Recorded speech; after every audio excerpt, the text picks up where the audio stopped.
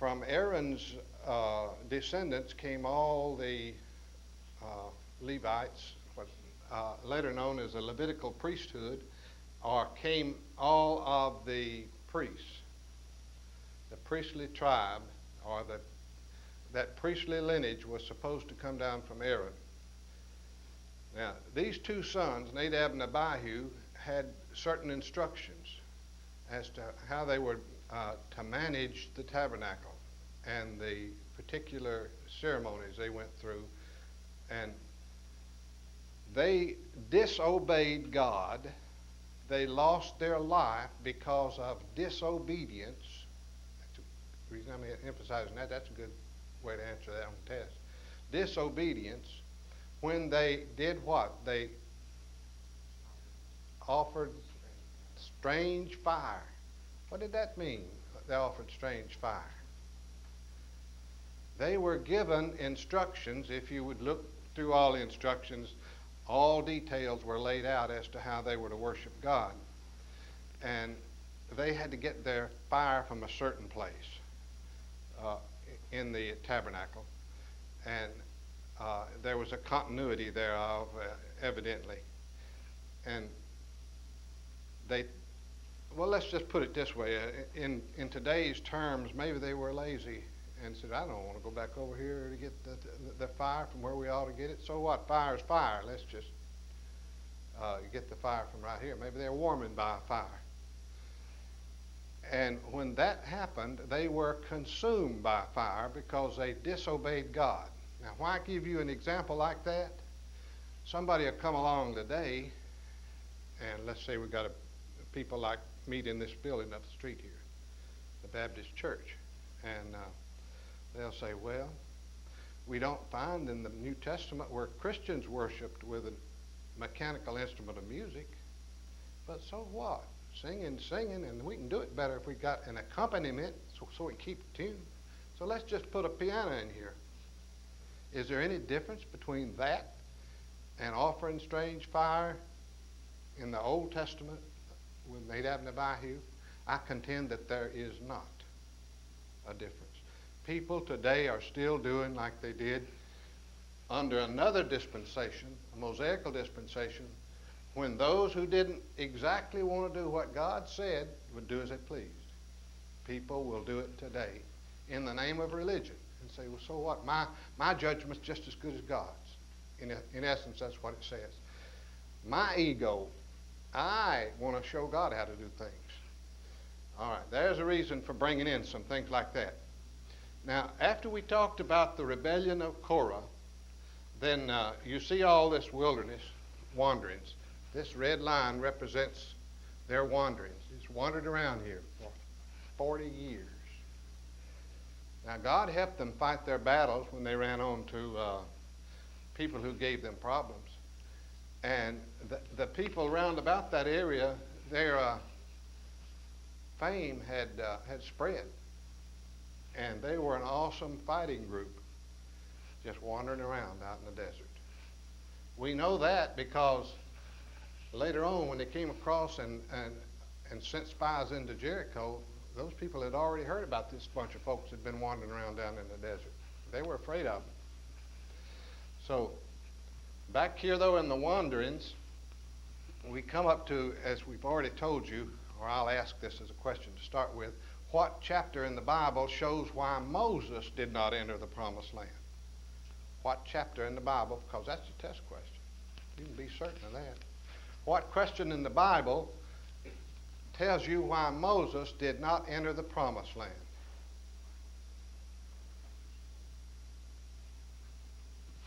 Anybody? Numbers 20. Numbers 20. Now, we read this once before, but turn there with me and we'll read it again. And then I want you to read a couple of more passages. We'll ask Brother Bittner to read 1 Corinthians 10:3 and the verses right along in there. And we'll ask Brother Chad Leitner to read Psalms 106, 32, and 33. All right, picking up Numbers 20. And they had no water there. They were at Kadesh.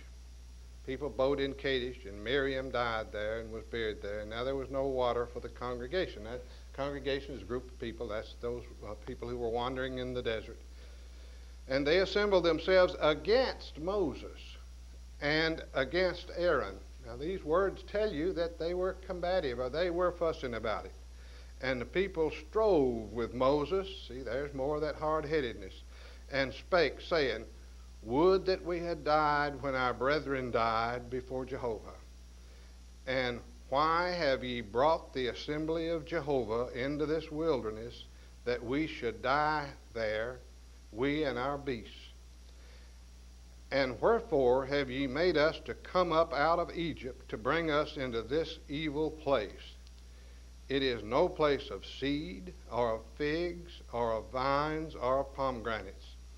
Neither is there any water to drink.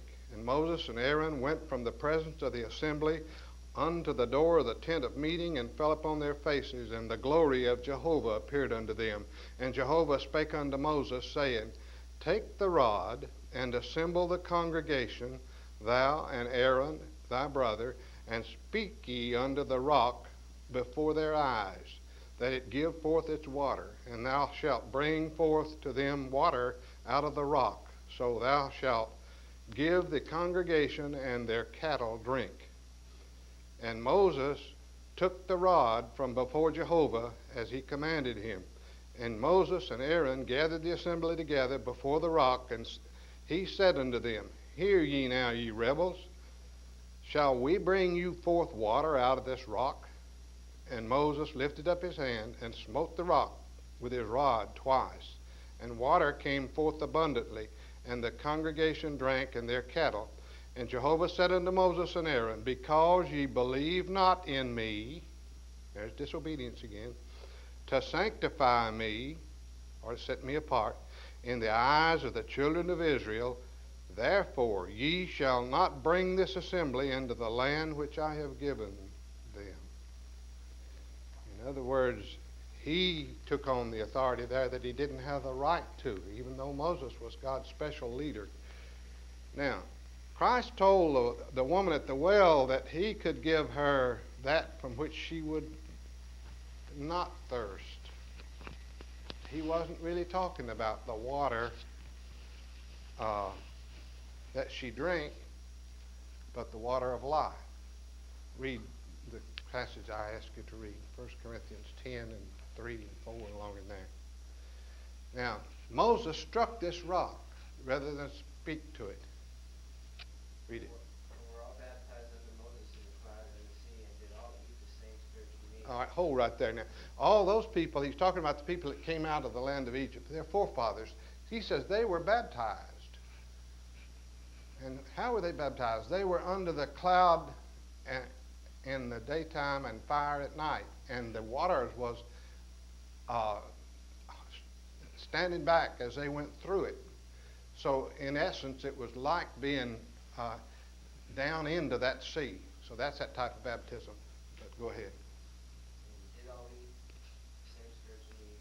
We did all drink the same spiritual drink. And they drank of that spiritual rock that followed them, and that rock was Christ. Now look, Moses struck Christ, and that's what that's saying, isn't it? Struck the spiritual rock. Of course, you see that's saying the spiritual rock. Now, Brother Chad, would you read the passage I asked you to read? They angered him also at the waters of strife, so that it went ill with Moses on account of them, because they rebelled against the Spirit, so that he spoke rashly with his lips. All right. That has to do with that same rebellion.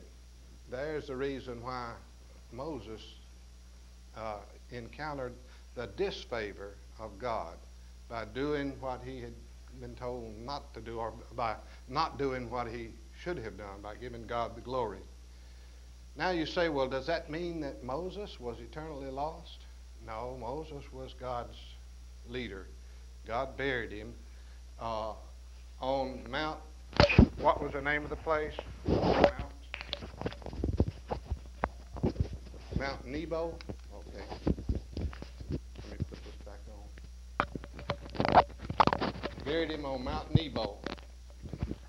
In this area right here where Moses could look across and see the promised land. But he couldn't go across because God had told him he wouldn't enter the promised land. He was how old at this day? 120 years old. The first 40 years of his life over here in royalty. The second 40 years of his life down here as a sheep herder, humility, loneliness, maturing. Got to 80 years old. God said, go back over here and lead my people out. So the next 40 years as a leader of probably between 2 and 3 million people, leading God's people, but even the leader couldn't go in. Now, as I mentioned, you might say, well, that's disfavor. Moses appears again on the Mount of Transfiguration in the New Testament. Jesus Christ went up into the mountain with 3 apostles. They were Peter, James, and John. That's the 3 that seemed to be the closest to Christ. He went up on the mount, what we call the Mount of Transfiguration, and there he was transfigured. What did that mean? He took on a heavenly appearance. His clothing was white as snow. And there appeared with him 2 ancient characters, dead hundreds of years. Who were they?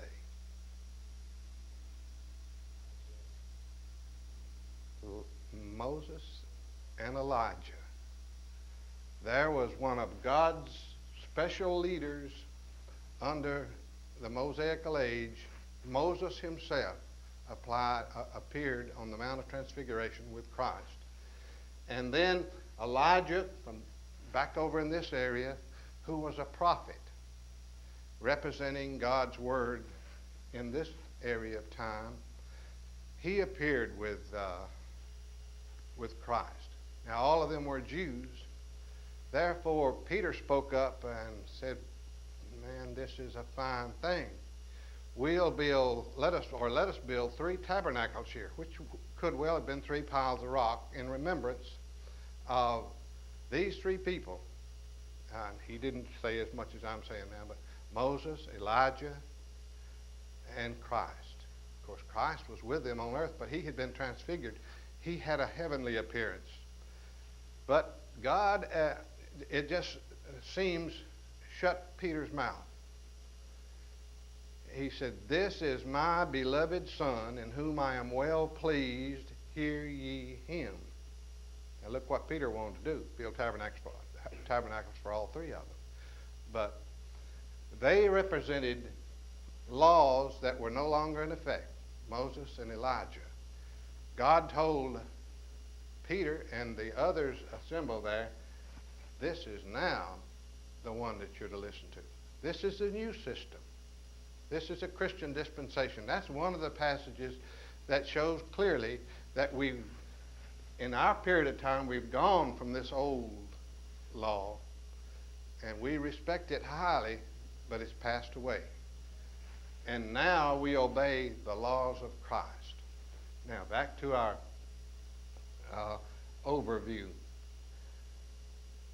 After the 40 years wandering and the death of so many people, all the people who were over 20 years old when they left Egypt were now dead except 2, because Moses died on Mount Nebo.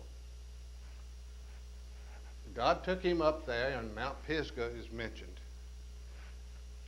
Took him up there, and he showed him all of the lands across the Jordan that his people were to inherit and were to own. Yet he died there on that mountain. God buried him, and no man knows where his grave is. Then after Moses died, a man, one of the 2 spies, took over. He was Who? What was his name? Joshua. All right. Joshua took over after Moses. He is the man who uttered the words, "As for me and my household, we will." All right. We will follow Jehovah, or we'll stay with the Lord. He was challenging them. He was the new leader. All right. Now we come in time down to here. God's children are freed, but they haven't taken the land yet that had been promised them. So we want to look at geography a little bit to right here to see what they inherited.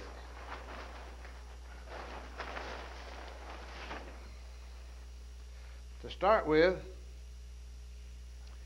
Joshua commanded that some spies go over into Jericho.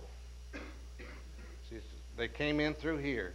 Here's Mount Nebo and Pisgah, a mountain area, and Mount Nebo is where Moses was buried. They came across the Jordan River somewhere in here. Now, the Jordan River was a freshwater river. This is a freshwater lake up here. The Sea of Chinneroth, later known as the Sea of Tiberias, the Sea of Galilee. That's all freshwater. It feeds down through this area, freshwater, into the saltiest sea on earth. Salt Sea, or it's called the Dead Sea. The lowest inland elevation on earth. So nothing lives in here. You could go swimming there and you would float easily. But they came across this river, and when they came to the river, all this batch of people's got to go across. Now, there was instructions always as to how they were to move. The Levites were to carry those parts of the tabernacle or the tent that had been broken down, and they had special ones to carry special parts of it. And some priests carried the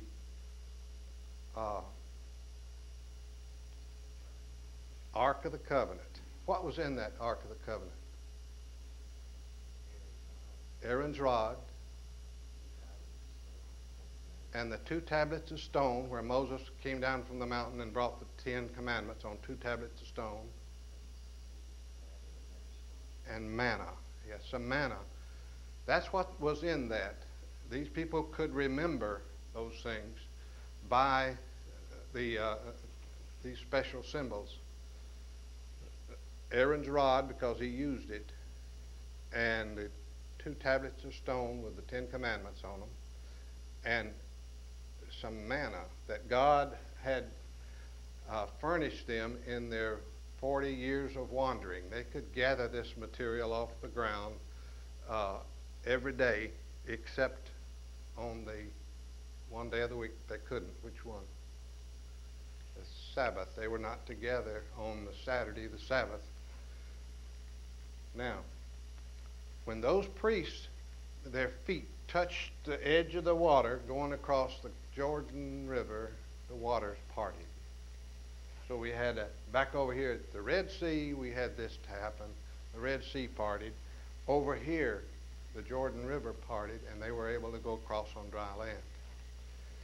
Now, these spies had been sent into Jericho, and as I mentioned before, these folks had heard about all these people wandering around out there.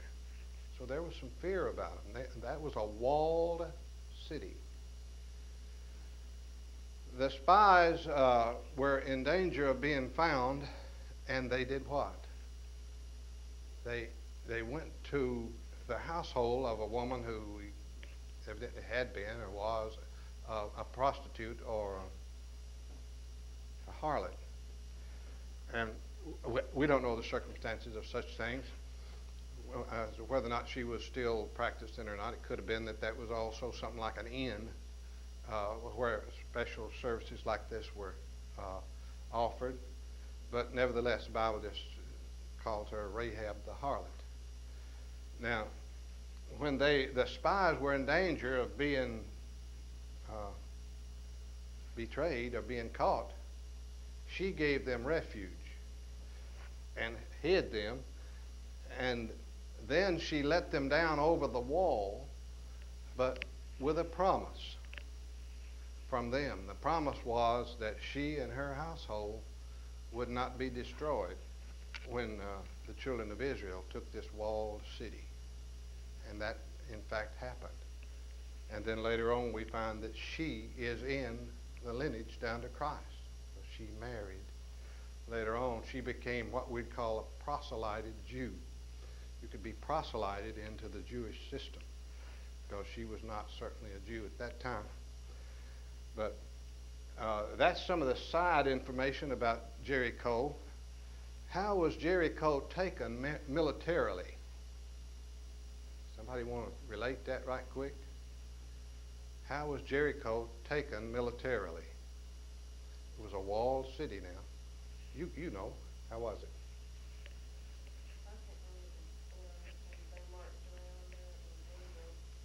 Trumpets.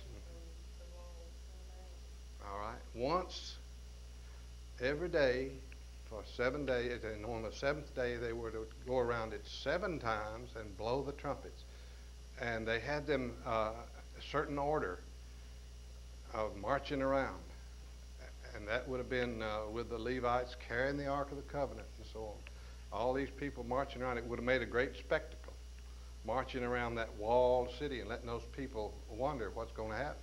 Well, they found out. When they blew the trumpets, the walls fell down. And God conquered Jericho for them. So they took that city, and that's related in detail because it was the first major battle. They had a battle at Ai, but this is the memorable battle that happened here, such as a song would nowadays say, Joshua fit the battle of Jericho, Jericho, and so on. Well, Joshua was the leader there. After this, they took the land. Some stayed over here, and they had to fight for this land. They had to fight all throughout this area. In fact, it took them about 50 years to completely take all this land. Now, God had told them all along that if you keep my commandments, I'll bless you, and you will have all these things that I've promised. But if you don't, there will be dire consequences. And you know what happened in the wilderness. They didn't do what God had told them to do. In other words, disobedience caused them problems from the get-go, we would say today. It's still causing them problems. They were told to drive out these people and destroy the enemy, but they didn't. They just didn't in all cases. Man all along thinks he can do things as well as God can, and that's what happened back there. As I mentioned a while ago about religion, it's still the same way. God lays down the rules in the Bible, the New Testament. We look in here to see how we are to worship, but man comes along and says, well, I know everybody's to sing. I don't see any examples of them having a choir or just one woman get up there and sing, and everybody else just look at her singing and listen rather than everybody sing. After all, I can figure these things out as good as God can. That's where man gets into their problems. Man got into problems back here under these times. They did not, in all cases, run out the enemy. So they had problems.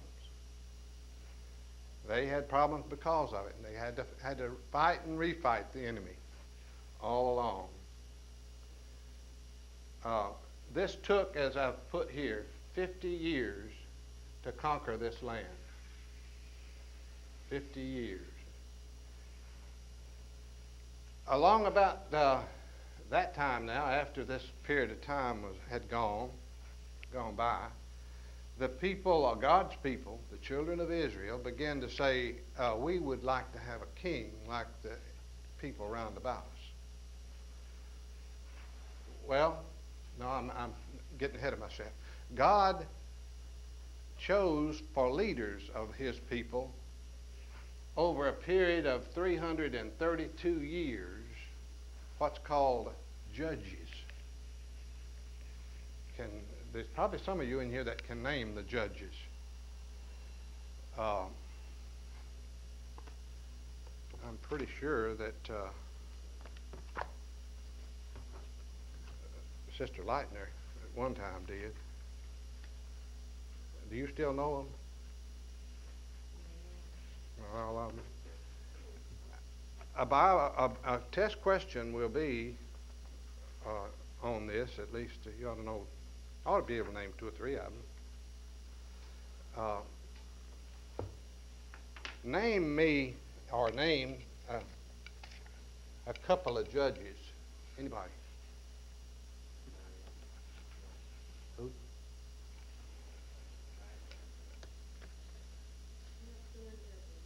Samson and Deborah. That's easy. Why? The one, the strong man, and Deborah, the only woman. All right, Samson and Deborah. Can you name some more? Ehud, Shamgar. Those things sound familiar, don't they? And what? Othniel. All right, that's one. And who? I'll give them to you.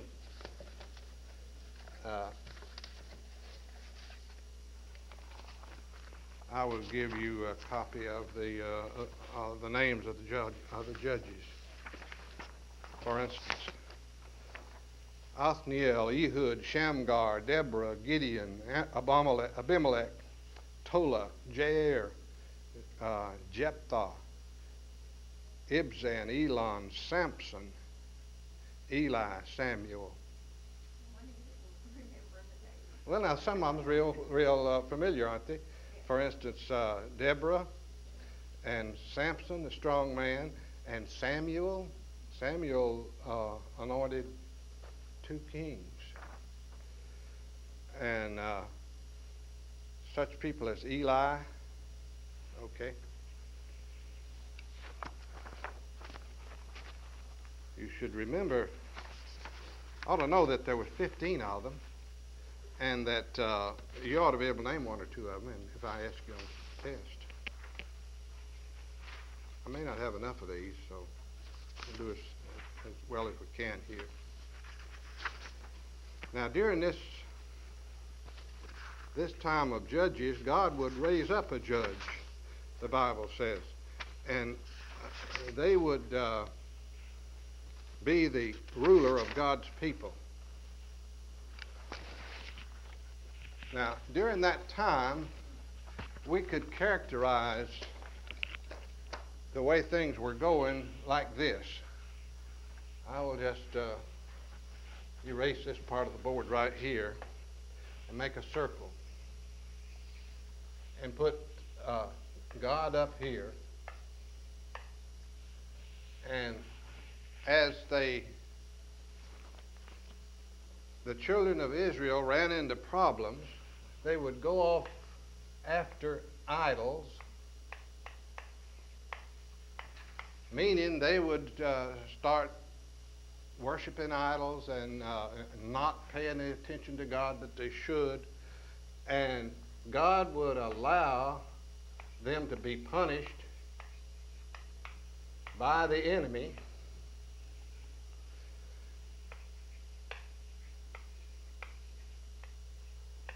Now, people will say, why would God today abandon the people in Africa or in Asia who never heard of him? Well, the people leave God. God does not leave the people. The people all down through the ages had followed God like they should have. This kind of thing wouldn't have happened, and it's still happening today as far as that's concerned. God has instructions in the Bible for people to follow, but they do not follow them. All right. After a while, they would holler, help. Or they would cry out, help. They would go to God. They would remember, now God is our special leader. God is the one that we recognize. Why should we allow this to happen?